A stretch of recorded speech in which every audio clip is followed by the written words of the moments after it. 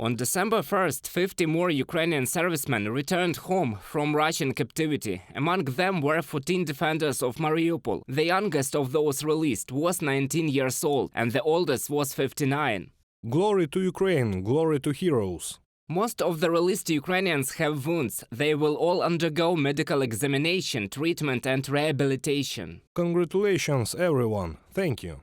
This was the fourth exchange in the last 2 weeks, and at the end of November, 100 Ukrainians were released from Russian captivity. This included not only military personnel, those captured on Snake Island and at the Chernobyl nuclear power plant, but also civilians captured by Russian army in violation of all rules of the war. Since the beginning of Russia's full-scale invasion of Ukraine, more than 1,300 Ukrainians have been released from captivity, President Zelenskyy says. It is unknown exactly how many are still in captivity, because Russia hides places of detention and lists of prisoners of war and does not allow representatives of international organizations to visit them. A total of 1,331 is already free, but we must return all our heroes who were captured by the enemy, all those who were deported, who were subjected to repression and who are kept in various isolation in Russia and in the temporarily occupied cities of our state. Russia's gross violation of the Geneva Convention are not an exception. This is a Kremlin tradition. Under international humanitarian law, it is the duty of each party to a military conflict to provide access to prisoners, observe the rules of their detention, and report on transfers. We were abused, we were beaten.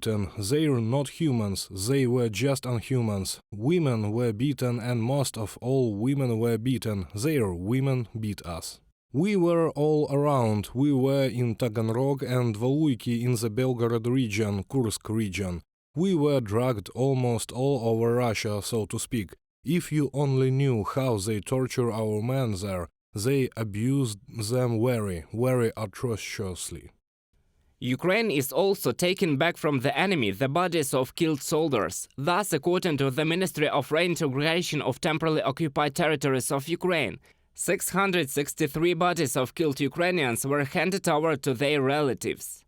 Most of the exchanges are the result of the work of a large team, directly by the coordinating headquarters for the treatment of prisoners of war.